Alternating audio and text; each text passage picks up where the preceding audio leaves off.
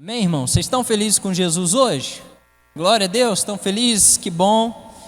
Bom que você está aqui, que bom que você veio.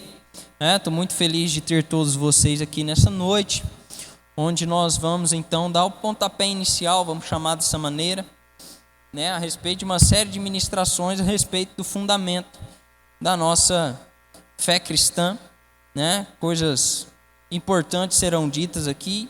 E hoje, como dito, quinta-feira passada, a gente vai falar um pouquinho sobre o jejum, algo tão importante na vida cristã e muitas das vezes negligenciado por muitos. Então, abra a tua Bíblia comigo, por gentileza, querido, em Lucas, capítulo de número 5. Lucas, capítulo de número 5, por favor. Nós vamos estar lendo e meditando a partir desse texto, mas vamos citar vários outros textos também, para que você possa ter uma melhor compreensão daquilo que nós estamos falando hoje, em nome de Jesus Cristo.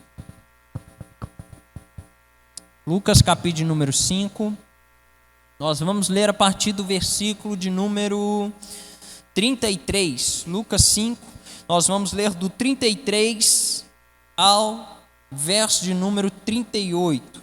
Amém? Louvado seja Deus. Diz assim a palavra do Senhor para nós: e eles lhe disseram: os discípulos de João jejuam e oram frequentemente, bem como os discípulos dos fariseus, mas os teus discípulos vivem comendo e bebendo. E Jesus respondeu: podem vocês fazer os convidados do noivo jejuar enquanto o noivo está com ele? Mas virão dias quando o noivo lhes será tirado. Naqueles dias jejuarão. Então lhe contou essa parábola: ninguém tira um remendo de roupa nova e costura em roupa velha. Se o fizer, estragará a roupa nova. Além de que o remendo da nova não se ajustará à velha. E ninguém põe vinho novo em vasilha de couro velha. Se o fizer, o vinho novo rebentará a vasilha e se derramará, e a vasilha se estragará. Ao contrário, vinho novo deve ser posto em vasilha de couro nova. Ninguém, depois de beber vinho velho, prefere o novo, pois diz: o vinho velho é melhor. Amém? Louvado seja Deus até aí. Glória a Deus. Curva a sua cabeça, feche os seus olhos. Vamos estar agradecendo ao Senhor nessa hora, em nome de Jesus. Pai, nós te agradecemos pela leitura da tua palavra. Ela é viva e eficaz. Eu tenho certeza, Pai amado, que mais uma vez nessa noite o Senhor ministrará o nosso coração. O Senhor falará ao nosso coração, Pai amado, em cima desse fundamento tão importante. Que o seu Espírito Santo tenha liberdade para agir no nosso meio, em nome de Jesus Cristo. Nós queremos aprender, mas queremos sair daqui mais do que informados, queremos sair daqui direcionados, Pai amados, prontos para executar essa palavra que o Senhor estará colocando em nosso coração como uma semente, que produzirá frutos e frutos que permanecerão, em nome de Jesus Cristo. Amém, querido? Louvado seja Deus, aleluia. Irmãos, vale ressaltar que, embora nós estamos falando de fundamentos da nossa fé aqui, a ordem dos fundamentos que nós vamos trazer, ela não significa necessariamente ordem de importância. Amém? Então, assim, hoje nós estamos falando de jejum, não significa que o jejum seja mais importante que oração e leitura bíblica. Amém? Vocês estão comigo? Não significa que o jejum seja mais importante que a obediência. A ordem que nós vamos estar falando as coisas aqui, elas não quer dizer que, por causa dessa ordem, uma é mais importante que a outra. Não, muito pelo contrário. Tudo é importante. Amém? Então, eu só fiz uma cronologia mais fácil da gente entender, de uma forma mais didática, mas todos os fundamentos são importantes. E é necessário que nós entendamos que todos os fundamentos caminham de mãos dadas. Aleluia, vocês estão comigo? Ou seja, tudo que nós vamos falar toda quinta-feira, por isso que eu estou falando, hoje nós começamos a primeira, a falar do fundamento. Então não perca as demais também, para que nós consigamos andar com todos os fundamentos de mão dadas e assim ter uma vida espiritual plena, né? Como eu disse quinta-feira passada, quero repetir e reforçar o meu compromisso com você, meu irmão, nessas próximas quintas, em te ensinar esses fundamentos, é para que você não seja mais um cristão de altos e baixos, amém? Um dia está no céu, outro dia parece, né, que não está mais no céu, enfim, vive essa vida de oscilação. E através dos fundamentos, quando eles são bem estabelecidos e aplicados, nós conseguimos manter uma constância com o auxílio do Espírito Santo. Louvado seja Deus, aleluia. Então vamos falar do jejum. Aqui nós lemos uma passagem onde as pessoas indagam a Jesus Cristo a respeito dos seus próprios discípulos. Chegam alguns homens em Jesus e dizem assim: olha, os discípulos de João Batista, eles jejuam o tempo todo. Os discípulos dos fariseus, eles também jejuam com muita frequência, mas os seus discípulos a gente observa que eles comem e bebem o tempo todo, ou seja, não jejuam. E aí, o que você tem a dizer sobre isso? Jesus falou assim: olha, pode vocês conseguir obrigar, com que os amigos do noivo fiquem de jejum quando o noivo está presente? Numa linguagem, um português mais claro, é a mesma coisa de você ser convidado para uma festa de casamento e não comer. Vocês estão comigo? Festa de casamento é algo de celebração, E para o crente não existe celebração melhor do que a celebração com comida, principalmente. Então, toda celebração para o crente geralmente tem comida, tem um churrasco, tem uma feijoada, tem alguma coisa de comer, E a gente então celebra dessa maneira, comendo, bebendo, se alegrando ali com a pessoa que está casando, com o noivo e a noiva. Então Jesus falou: olha, o noivo está presente, não tem como eles jejuar agora. E o noivo é o próprio Cristo, Ele estava falando de si mesmo. Ele diz assim: mas quando o noivo for tirado, então jejuarão. E aqui a gente tem o nosso primeiro ponto de importância, porque Jesus não estava falando de quando o noivo seria tirado, nos 3 dias que ele ficou no centro da terra, depois ressuscitou, mas ele estava falando do seu tempo onde ele seria levado aos céus, até o seu tempo onde ele retornaria em glória, amém? Que é o tempo que nós estamos esperando, que ele retorne em glória e estabeleça então o seu reinado para todos sempre. Ou seja, ele estava apontando não só para os 12 discípulos, dizendo: olha, quando eu for tirado, eles vão jejuar, mas ele também estava apontando para os seus futuros discípulos, que eu considero eu e você nessa noite, como discípulos de Jesus, aonde nós jejuaríamos por causa que o noivo nos foi tirado então, até que ele volte e estabeleça todas as coisas. Louvado seja Deus. Então o jejum ele é totalmente importante para a nossa vida espiritual, querido, para que nós possamos permanecer em Cristo. Jesus ele sempre enfatizou e deu exemplo em vida que não é uma questão simplesmente de escolha nós jejuarmos, mas meio que uma espécie de obrigação. Olha só que interessante. Pastor, como assim? Jesus não nos deu uma escolha para jejuarmos, ele enfatizou como se isso fosse uma obrigação, sim. Se nós formos ler Mateus capítulo de número 6, versos de número 17 e 18, vai dizer assim: tu, porém, quando jejuares, amém? Tu, porém, quando jejuares, lava o teu rosto, unge a sua cabeça com óleo, e não pareça diante dos homens como se estivesse jejuando, para que o Pai que está no céu veja o seu jejum em secreto e lhe dê a recompensa. É isso que está falando lá em Mateus 6, 17, 18. Ou seja, Jesus ele usa um termo, porque nós precisamos atentar às escrituras no mínimo detalhe, mas ele usa não o termo tu, porém, se jejuares, como se você tivesse escolha. Amém? Ele está falando se você for jejuar. Não, mas ele está falando quando. Por quê? Isso implica para nós como um fundamento, um direcionamento, um mandamento. Tu, porém, quando jejuares. Então é só uma questão de tempo. Amém, querido? Cristo ele não nos deu a opção. O jejum tem que fazer parte da vida do cristão. Aleluia. E como eu disse, ele mesmo nos deu o seu exemplo em vida. Jesus, quando nós vamos ler lá em Mateus capítulo número 4, Marcos capítulo número 1 e Lucas capítulo número 4, nós vamos ver que Jesus ele é levado pelo Espírito Santo ao deserto. Vocês estão comigo aqui? Jesus ele é levado pelo Espírito Santo ao deserto, né? E eu gosto sempre de enfatizar essa parte. Toma cuidado, irmão, quando você estiver passando por algum deserto e falar que é o diabo que está te levando para o deserto. Às vezes é o próprio Espírito. Amém?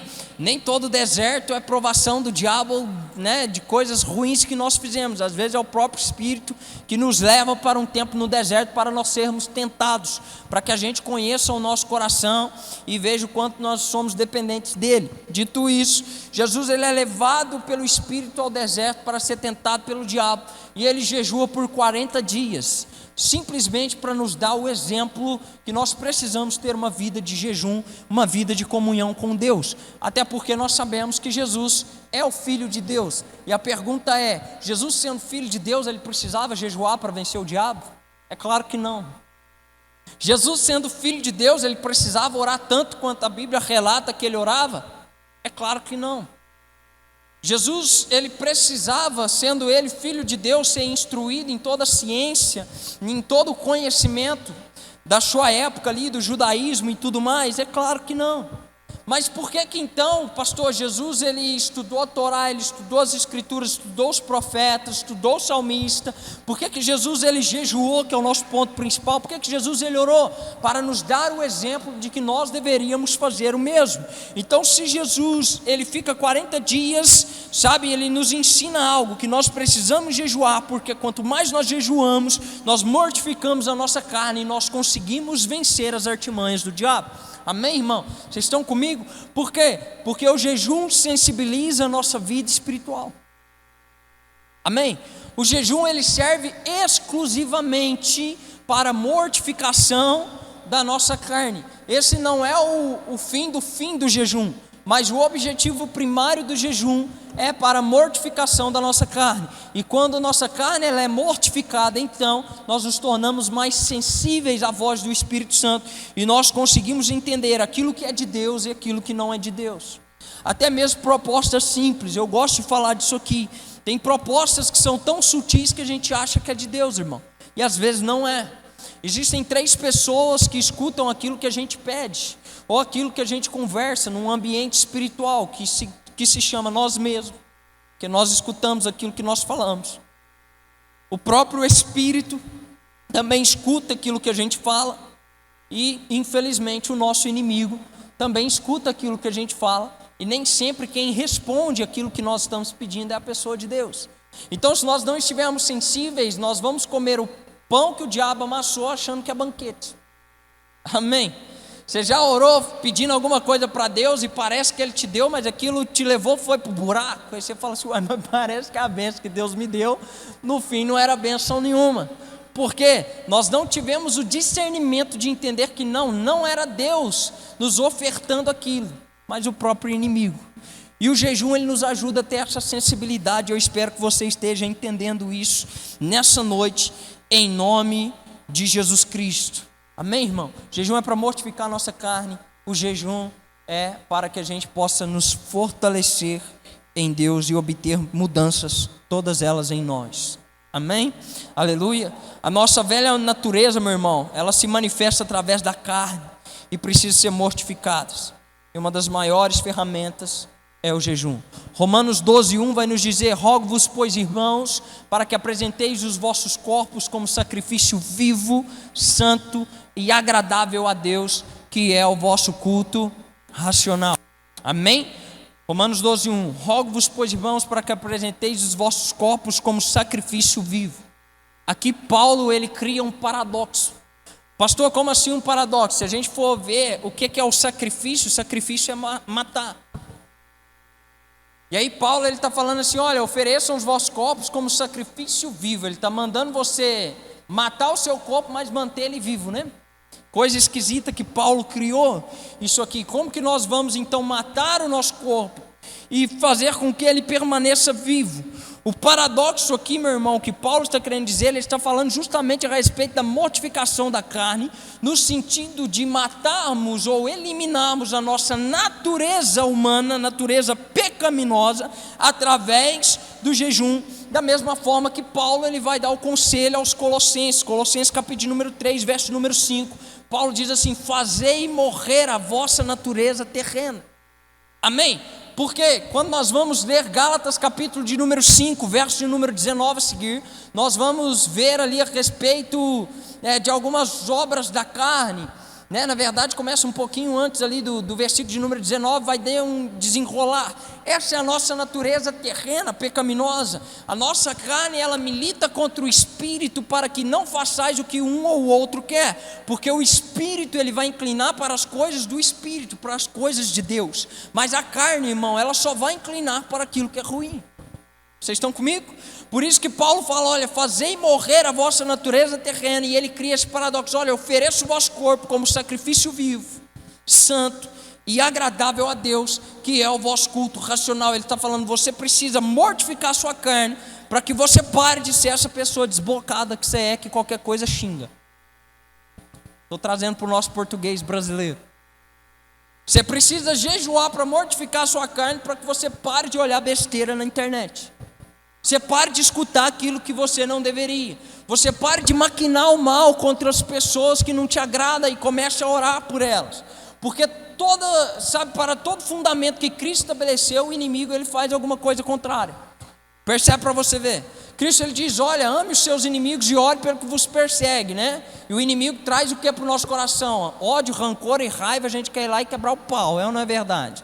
Fala o que, pastor? Minhas inimigas, não olha para o lado, quem está passando é o bonde, né? Se olhar, o negócio vai ficar feio para o lado delas, né? Não, irmão, está errado, né? A gente tem que abençoar esse tipo de gente e fazer morrer a nossa natureza terrena. Eu gosto de falar muito disso aqui porque é uma área que a gente falha muito, é na língua, né? Então às vezes da gente amaldiçoar, em vez da gente praguejar, nós temos que abençoar essas pessoas.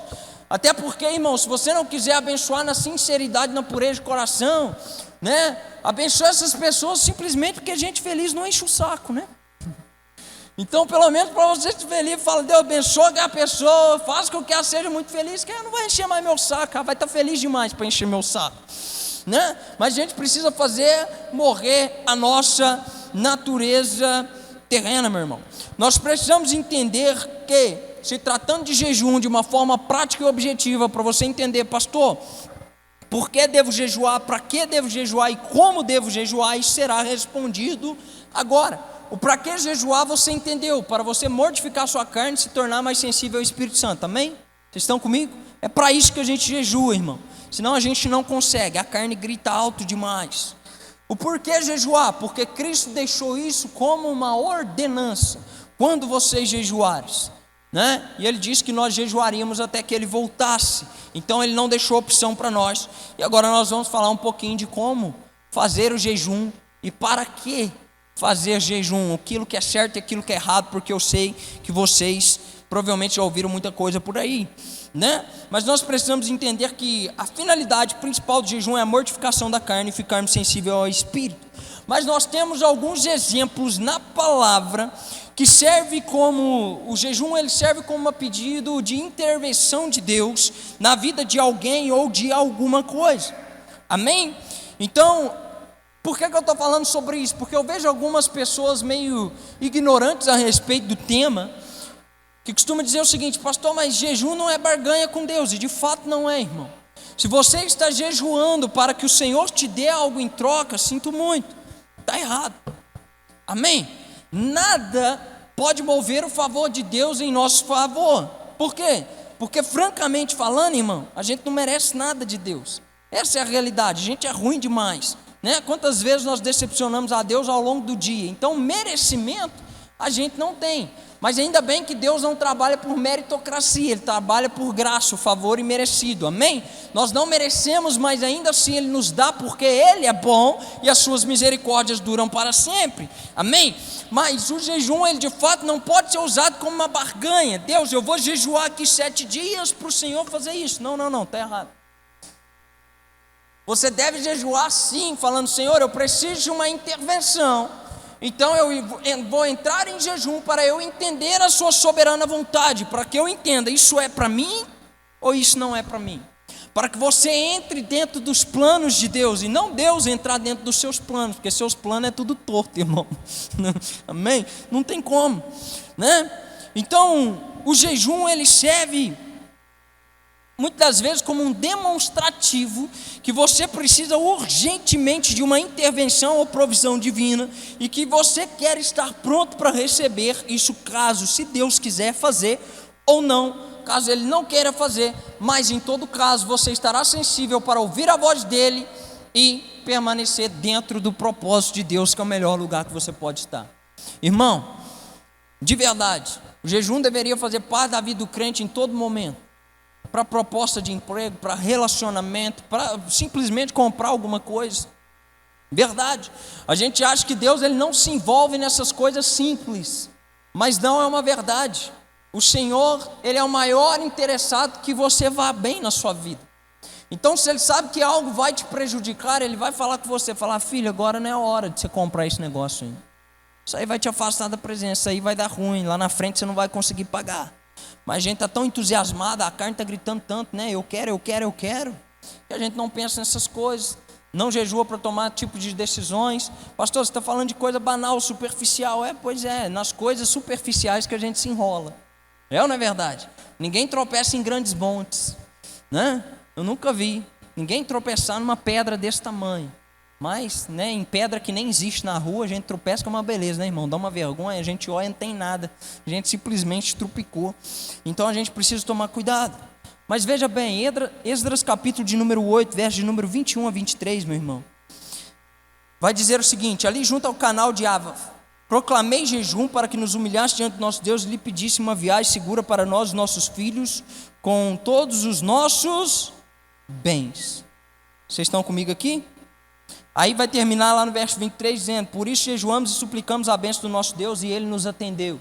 Veja bem, aqui Esdras ele não jejuou simplesmente para mortificação da carne dele, mas ele jejuou em prol de uma bênção, para ele entender se o Senhor aprovava aquela viagem, se eles iriam em paz e em segurança, tanto ele quanto os filhos deles e tudo aquilo que eles tinham. E é interessante porque no verso de número 23 ele diz assim: e o Senhor nos atendeu. Mas como que ele sabe que Deus atendeu e que Deus abençoou a viagem dele, sendo que ele não tinha viajado ainda? Porque o jejum nos deixa sensível à voz de Deus. Então eu acredito que no tempo que eles jejuaram pedindo: Senhor, eu preciso dessa bênção, porque eu preciso fazer uma viagem, nós estamos com as nossas mulheres, nós estamos com os nossos filhos, nós estamos com os nossos bens, e nós precisamos que seja uma viagem segura, uma viagem abençoada, uma viagem de paz. Irmão, qual foi a última vez que você orou para viajar? Qual foi a última vez que você orou para sair da sua casa e ir até o seu serviço, pedindo a bênção e a proteção de Deus? São coisas que precisam fazer parte do nosso dia a dia, e que muitas vezes a gente esquece e deixa passar, irmão. Não pode ser desse jeito. Em todo momento nós precisamos estar atentos. Ou seja, que Esdras ele não simplesmente jejuou para a mortificação da sua carne, mas em prol de uma bênção de Deus, e Deus atendeu.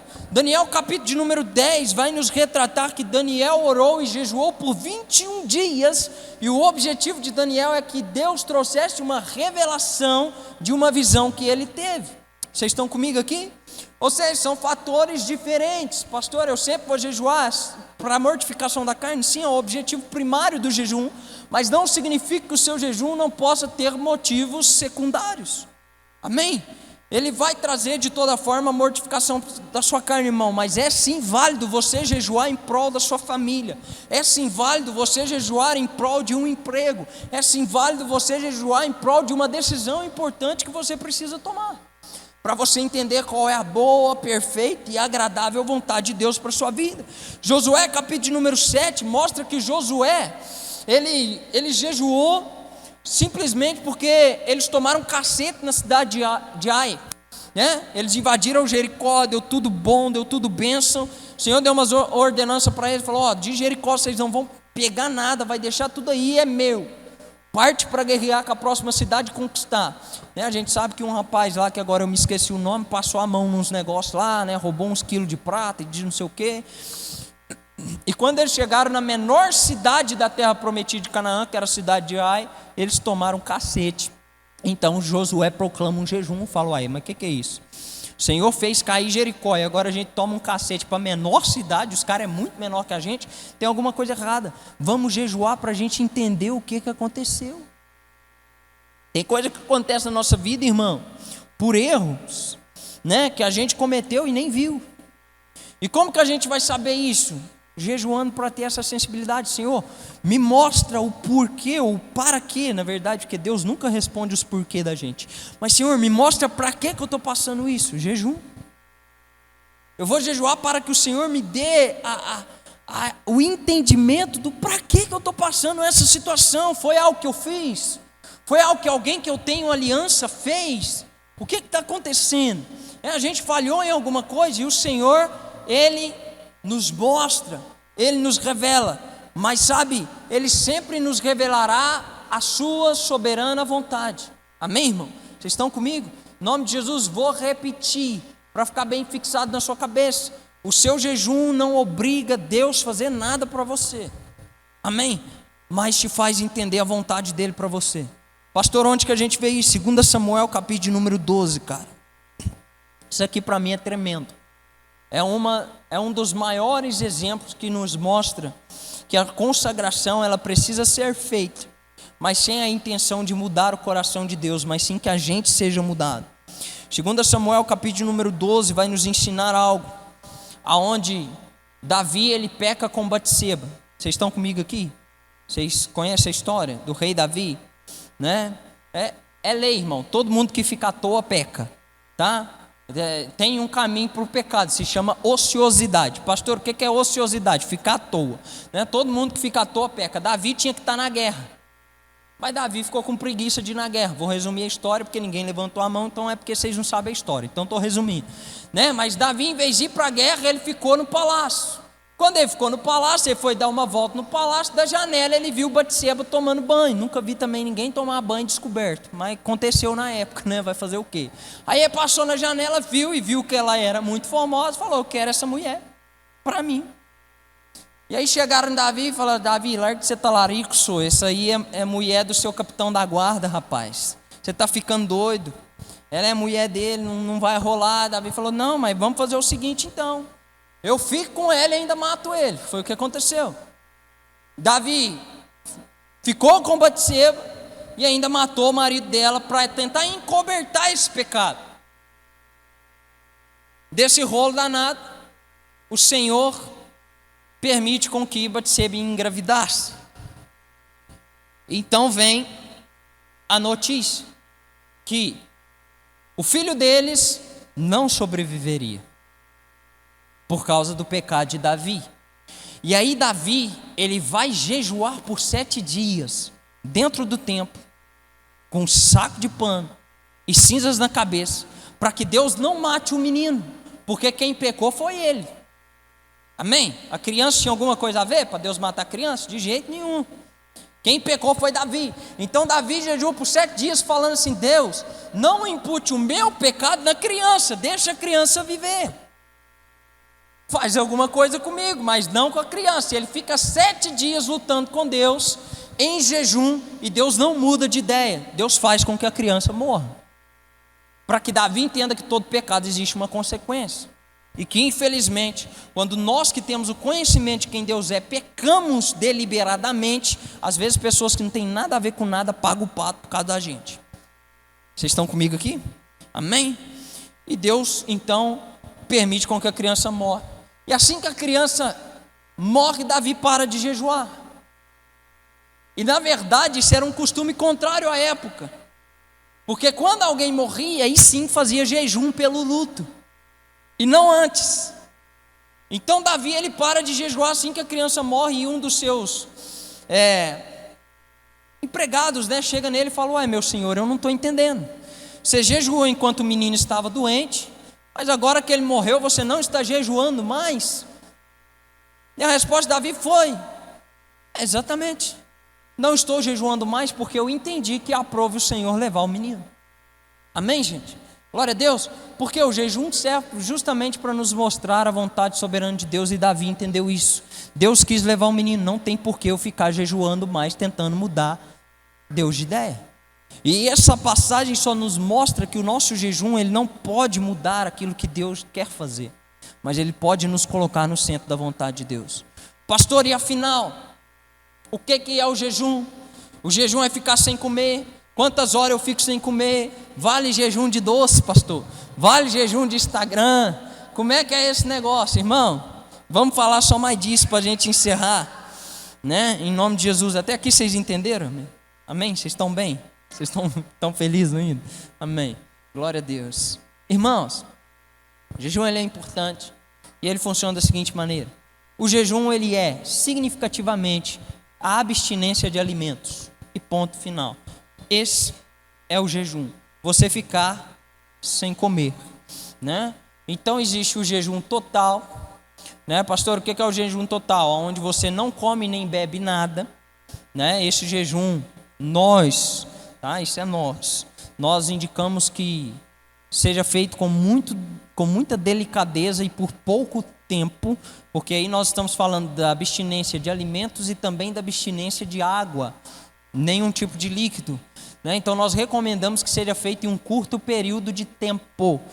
Pastor, quanto tempo eu preciso ficar em jejum? O tempo que você estabelecer com Deus. Amém, irmão? Tempo que você estabelecer com Deus, porque abre a tua Bíblia comigo, e a gente já está encerrando mesmo, em Eclesiastes capítulo de número 5, por favor, só para a gente entender essa questão. O jejum ele não tem um tempo estabelecido, tá, irmão? É o tempo que você combinar com Deus. Senhor, eu vou ficar meio-dia me privando de alimentação e de água. É um jejum total. Pastor, e os outros tipos de jejum? Tem o jejum parcial. Como assim o jejum parcial? O jejum parcial é aquele que você se abstém da alimentação, mas você continua bebendo água. Amém? Água, né? E por que água, pastor? Porque açúcar, né? O próprio sal, ele vai quebrar o jejum. Amém, irmão? Ele vai quebrar o jejum. Então, por isso que a gente bebe apenas água, né? Para que a gente não corra o risco, por exemplo, de tomar um suco. Ah, mas o suco está sem açúcar, pastor. A própria fruta tem a frutose, né? Que é o açúcar natural ali, o que faz bem para a saúde, que quebra o jejum, né? Vai te dar fome, vai quebrar seu jejum. Então, a recomendação é água. Então, esse é o jejum parcial, né? Você toma água, mas você se abstém da alimentação. E tem o jejum seletivo, que foi o que Daniel fez, né? Daniel se absteve apenas de manjares, de comida desejável, né? Que ele chamou, comida gostosa, né? Ele comeu só legume. Ninguém gosta de legume, né, irmão? Louvado seja Deus. Crianças, amem legume. Não escutem o pastor nessa hora. Né? Esqueci das nossas crianças aqui. Tá vendo, mamãe? O pastor também não gosta de legume. Aí me lasca, né? Mas Daniel, por exemplo, ele comeu apenas legumes, né? E frutas também ele chegou a comer. E aquilo que era desejável, os manjares e as demais coisas, ele não comeu. Então, todos os tipos de 3 jejum é válido: o seletivo, o parcial e o total. Pastor, mas eu quero fazer um jejum de Instagram. É um jejum? Significativamente não. Nós costumamos a chamar isso de propósito. Amém, irmão? É algo semelhante ao jejum, só que não tem nada a ver, porque o jejum é a abstenção de alimento. Não tem outra forma de jejuar. Mas você pode fazer o propósito: Deus, eu vou ficar sem Instagram, porque o tempo que eu gastava no Instagram eu quero gastar com o Senhor. Chegava em casa do trabalho e ficava rodando feed, igual bobo. Então, em vez de eu rodar feed, eu vou rodar a Bíblia, né? Eu vou orar. Isso é um propósito que você faz com Deus. Amém? Louvado seja Deus. Em questão de tempo, a palavra de Deus vai nos dizer assim, olha só que glória para nós. Verso de número 2, querido. Eclesiastes 5, verso de número 2, para a gente finalizar. O nome diz assim: não seja precipitado de lábios, nem apressado de coração, para fazeres promessa diante de Deus. Cuidado com aquilo que você promete para Deus. Deus está nos céus e você está na terra, por isso fale pouco. Aí vai nos dizer assim, verso de número 4, né? Quando você fizer um voto, cumpra sem demora, pois os tolos desagradam a Deus. Cumpra o seu voto. Verso de número 5, olha que interessante: é melhor não fazer voto do que fazer e não cumprir. Não permita que a sua boca o faça pecar, e não diga ao mensageiro de Deus: o meu voto foi o engano. Por que irritar a Deus com o que você diz e deixá-lo destruir o que você realizou? em meio a tantos sonhos absurdos e conversas inúteis, tenha temor a Deus. Amém? Louvado seja Deus. O que é que Salomão está ensinando aqui em Eclesiastes? Irmão, primeiro, não seja precipitado no falar. Amém? Não fala muito rápido, né? Não seja precipitado nem apressado de coração. Ele está falando assim, para com essa ansiedade, né? De quando você está precisando de alguma coisa, você faz 1001 promessa para Deus que depois você não vai cumprir nada. Não faça isso. Por quê? Quando você fizer um voto, trata de cumprir logo. Vocês estão comigo aqui? Por quê? Porque senão nós vamos ser vistos diante de Deus como alguém tolo. Pastor, então quem é o tolo? É aquele que faz alguma promessa, algum voto, um jejum diante de Deus e não vai até o final com aquilo. Desculpe. Aí ele vira e fala assim, não, meu jejum foi loucura, eu não estava pensando direito, Deus, o Senhor me entende, né? Eu não estou conseguindo. E eu vou contar uma experiência para vocês que não minha, mas de uma pessoa que eu acompanho, né, discipulo. E aí essa pessoa fez isso. Ela foi fazer o jejum total de alimento e água. E ela trabalha com serviços pesados, né? Ela trabalha nesse lugar onde faz aqueles negócios com pedra, né? Aquelas pias, aqueles negócios. E ela trabalha com serviço pesado.